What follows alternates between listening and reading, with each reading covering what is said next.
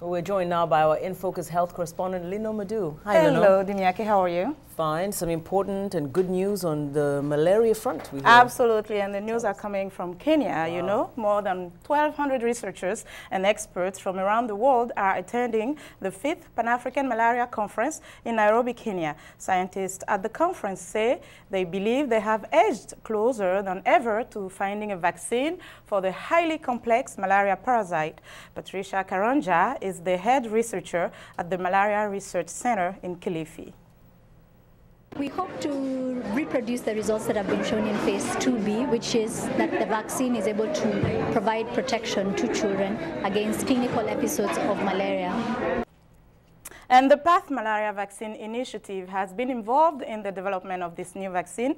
It is a global program established to accelerate the development of malaria vaccines and ensure their availability and accessibility in the developing world. Sally Ethelston is the Director of Communications and Advocacy for Path MVI. She is joining us from the conference. Ms. Ethelston, welcome to the program, rather.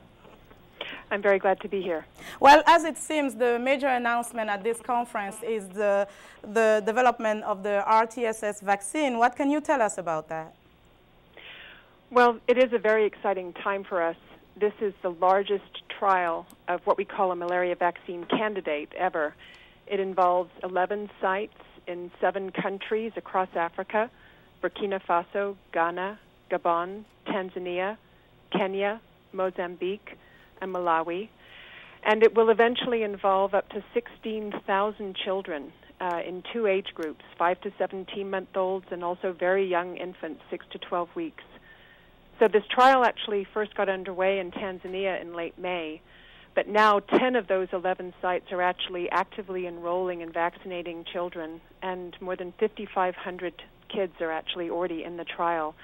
So it's been a very exciting number of months, and we are very excited about the progress that's been made. This trial is important because typically a phase 3 trial is the last step before submission for approval by regulatory authorities. So it means that we are kind of counting down in terms of when a vaccine, if this trial is successful, might actually be available for use. So do you have any idea at all as far as the availability, or you still don't know anything? Well, it's a very complex process, and I think what really needs to be understood is that the trial itself does take quite a while. We really have to confirm the findings of previous trials where they've shown that it seems to be safe, well tolerated by young children, that it has a certain level of effectiveness. The phase 3 trial is designed to confirm all of that, and of course the most important thing is that we are able to confirm that it really is safe. That's always the most important thing with a vaccine. Absolutely. So what we know that we do control is that we will have the first data coming out of this trial in 2012, and so the first data would be submitted to regulatory authorities first in Europe in 2012, and then at some point later, a year or so later, additional data would also then be filed on the younger age group.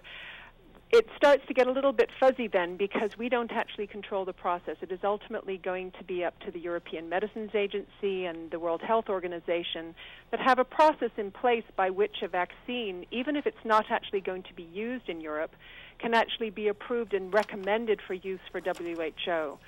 Our hope is that following that first initial filing in 2012, that the first vaccine introduction could take place over the next 3 to 5 years. But again, we're very conscious of being respectful of the role of regulatory authorities, not only in Europe, but also in the African countries concerned. Okay, Ms. Ethelston, thank you so much for joining us. That's all the time we have for today. Thank you and have a great conference. Okay, thank you. Bye-bye.